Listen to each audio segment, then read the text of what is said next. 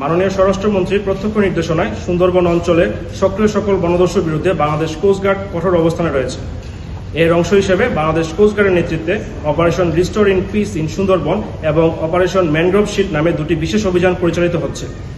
এই অভিযানের ধারাবাহিক সাফল্য হিসেবে চতুর্থবারের মতো অপারেশন ম্যানগ্রোভ শিল্ডের আওতায় অভিযান পরিচালনা করে কুখ্যাত ডাকাত মেজর জাহাঙ্গীর বাহিনীর প্রধান মোহাম্মদ জাহিদুল ইসলাম ওরফে মেজর জাহাঙ্গীরকে আটক করা হয়। সুন্দরবনের কুখ্যাত ডাকাত মেজর জাহাঙ্গীর দাকব থানাধীন সুন্দরবনের শিবসা নদীর আদাচাই ফরেস্ট অফিস সংলগ্ন কালীর খাল এলাকায় অবস্থান করছে বলে জানা যায়। প্রাপ্ত গোপন তথ্যের ভিত্তিতে আজ 12 মে 2026 মঙ্গলবার মধ্যরাত 1টায় কোস্টগার্ড বেস মংলা কর্তৃক উক্ত এলাকায় একটি বিশেষ অভিযান পরিচালনা করে তাকে 2টি 1 নলা বন্দুক ও 5 রাউন্ড তাজা কার্তুজ সহ আটক করা হয়। আটককৃত ডাকাত মোহাম্মদ জাহিদুল ইসলাম ওরফে মেজর জাহাঙ্গীর নড়াইল জেলার নড়াগাতি থানার বাসিন্দা।